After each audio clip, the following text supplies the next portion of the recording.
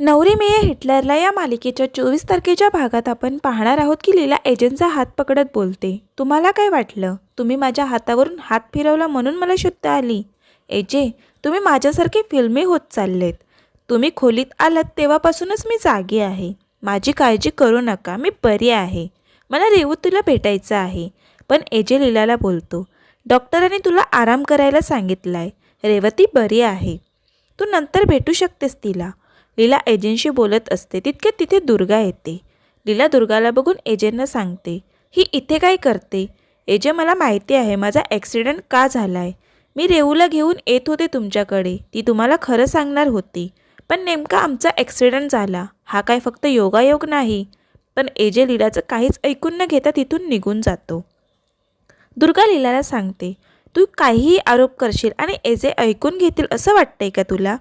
पण लीलाही दुर्गाला म्हणते, तुम्ही कितीही काही केलं तरी सत्य एजंटसमोर येणारच. दुर्गा तिथून निघून जाते. इथे रेवती बेशुद्ध असते आणि यश हे बघून खूप डिस्टर्ब होतो. दुर्गा डॉक्टरांना ट्रीटमेंट सुरू करायला सांगते. दुर्गा यशला बोलते, रेवतीच्या जीवाची तुला काळजी असेल ना, तर माझी एक अट आहे. तुला रेवतीला कायमचं विसरावं लागेल. मान्य आहे का? यश नाईलाजाने हे मान्य करतो. इथे कालिंदी रेवतीला बघून रडत असते. ती याबद्दल लीलाला दोष देते. कालिंदी लीलाजवळ येते आणि लीलाला बोलते, तू काय गोंधळ करून ठेवलाय? तुझ्यामुळे अपघात झाला ना तिचा. माझ्या रेवूला काय झालं तर तू फक्त बघ. माझी रेवू बरी झाली ना की एक गोष्ट लक्षात ठेवायची, रेवू आणि यशचं लग्न झालंच पाहिजे. आणि नाही झालं तर मी तुला माझी मुलगी मानणार नाही. कालिंदी लीलाला दोष देऊन तिथून निघून जाते. बाबा लीलाला समजावतात. बाबा एजंटना सांगायला जातात सत्य, पण लीला त्यांना अडवत बोलते, यश रेवूनेच हे सत्य सांगायला हवं एजंटना.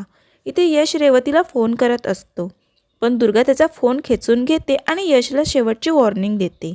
यशला फक्त रेवतीला एकदा फोन करायचा असतो, पण दुर्गा त्याचा फोन घेऊन तिथून निघून जाते. दुर्गा एकटीच बोलत असते, रेवतीशी लग्न करून तुझं भलं नाही होणार. त्यापेक्षा श्वेताशी तू लग्न केलेलं परवडेल. किशोर दुर्गाजवळ येत दुर्गाला बोलतो, आपला पहिला प्लॅन यशस्वी झाला. आपण लीला आणि रेवतीला हॉस्पिटलला पोहोचवलं. हे ऐकून दुर्गाला धक्का बसतो. ती किशोरला बोलते, कुणाचा जीव घेण्या इतकं टोकाचं मी नाही वागायला जाणार.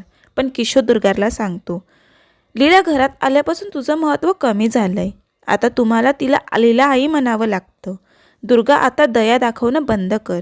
मी त्यांचं हॉस्पिटलचं बघतो. या ॲक्सिडेंटचं खापर लीलावर कसं फोडायचं ह्याचा उपाय आहे माझ्याकडे.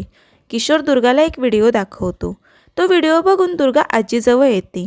ती आजींना सांगते, लीला आईने तो ॲक्सिडेंट घडवून आणलाय. आणि दुर्गा आजींना लीला कालिंदीचा व्हिडिओ दाखवते, ज्यामध्ये लीला कालिंदीला बोलत असते, माझा जीव गेला तरी मी यश आणि श्वेताचा साखरपुडा होऊ देणार नाही.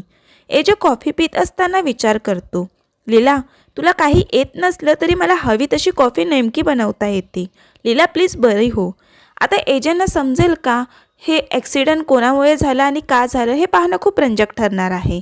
असेच रोज नवनवीन अपडेट जाणून घेण्यासाठी आपल्या चॅनलला नक्की सबस्क्राईब करा. थँक्यू.